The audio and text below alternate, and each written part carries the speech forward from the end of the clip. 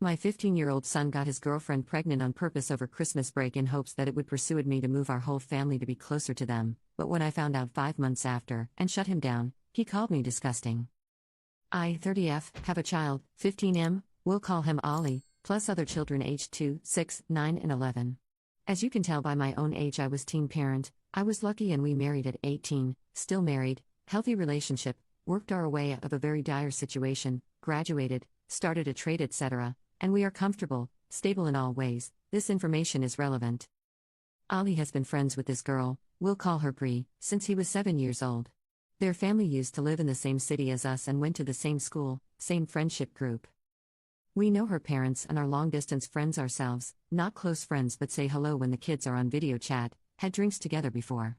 Bree's family moved to a very small town 3 states away due to rental affordability. No secret, we all have talked about the rising costs of everyday life. The cost of living in this city has risen, forcing many locals out.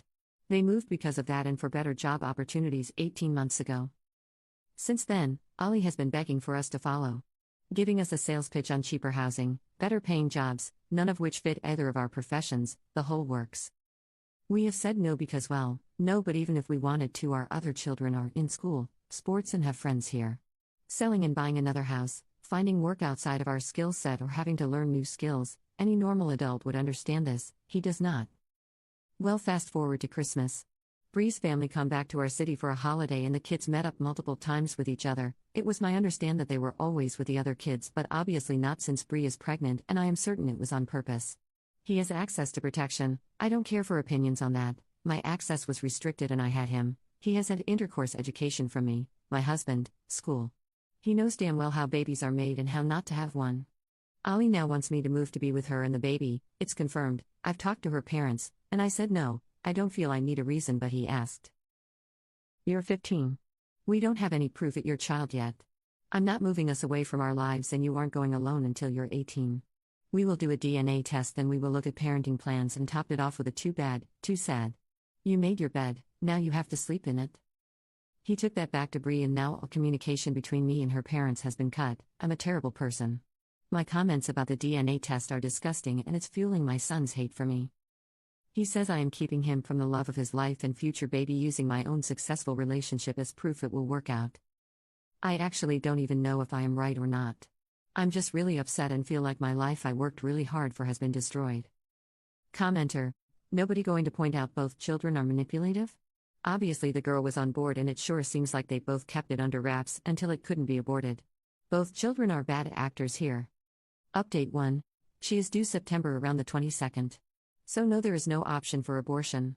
I don't think that or adoption ever was. Ollie admitted it was on purpose last night.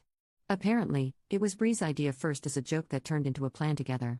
Bree's parents will only pass messages through my son and I have heard this for myself. I stood outside the door and listened to them tell him tell you mother, insert info below, because I know I will just go off on her about that BS still. They are talking bad about me with my kid.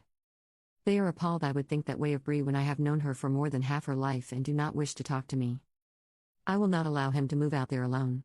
There are some past issues such as Bree breaking up with him twice in the last 18 months because she found someone that she liked more, her new town, around August and October last year, same boy, and when it ended, she came back to Ollie. Bree is a nice girl but her behavior is toxic and has been since a child. Her mother and stepfather are nice but the relationship is unstable, the house is chaos, 9 children combined, blended family and 2/3 teens with serious mental health struggles. He would be leaving stability for chaos and no structure. I want a DNA test, I will not budge on that. I'm close to cutting his contact totally at this point because they are only empowering him and reinforcing his behavior towards me and his father. His father is a man of few words, which is unhelpful. So far he's backed everything I have said and only really chosen to say you have the intelligence of a pair. Commenter: he's 15. You get to make the decisions and you are doing the right thing. No way can you move your whole family because of this.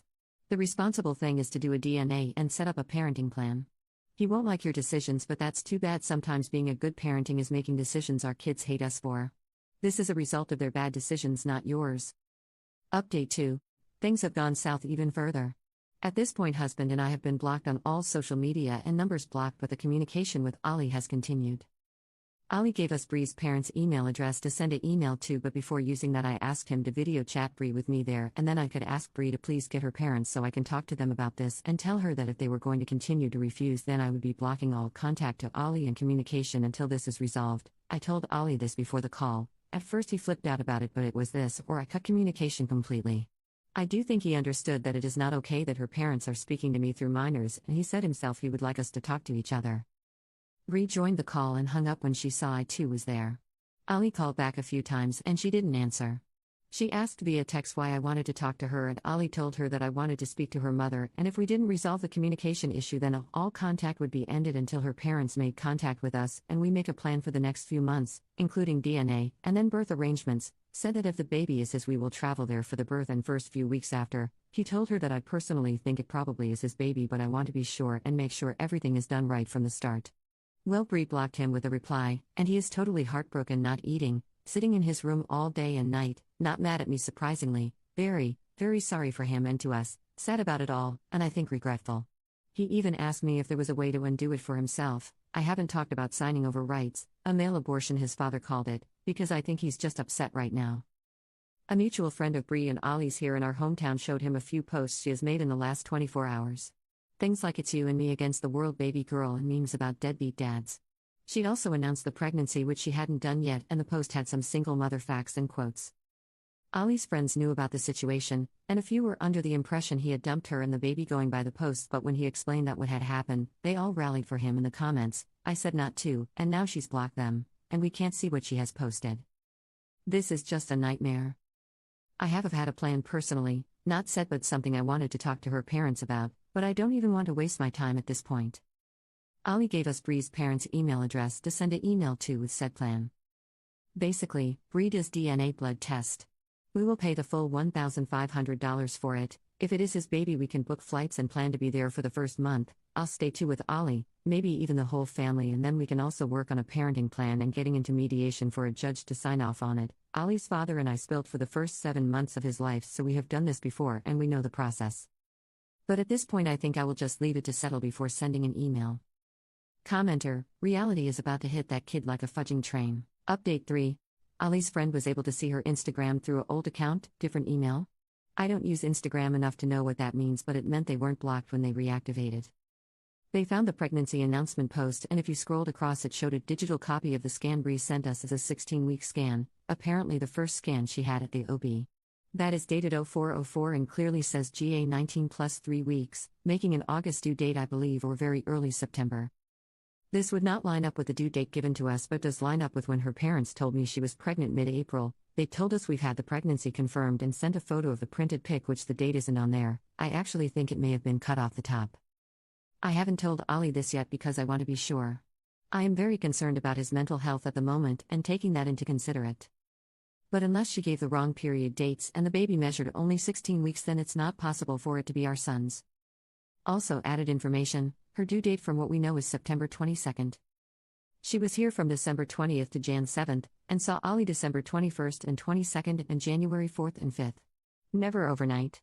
I asked Ali when did this happen, and he said January 4th was the only time, which makes more sense as they were in public gathering otherwise. They were at a mutual friend's birthday that night but never stayed overnight. I have had 5 kids and I know the dates are too close to figure it out that way. Ali also said that the joke Bree made was to just see if it happens, the pregnancy, because then it's obviously meant to be, and he would be able to move. To me it sounds like she had the plan a lot longer, but I may be biased here. Commenter 1. So what you're saying is that the most immature people in this situation are Bree's parents. I expect teenagers to make questionable decisions, although generally not to the extent of get pregnant on purpose so we can force people to move, but the parents are a whole new level of WTF. Commenter 2. Bree's parents will only pass messages through my son. Fudging ridiculous. I'd tell them either they communicate with me like an adult or they handle their pregnant teenage daughter by themselves. I will not discuss this serious matter by playing telephone with a 15-year-old.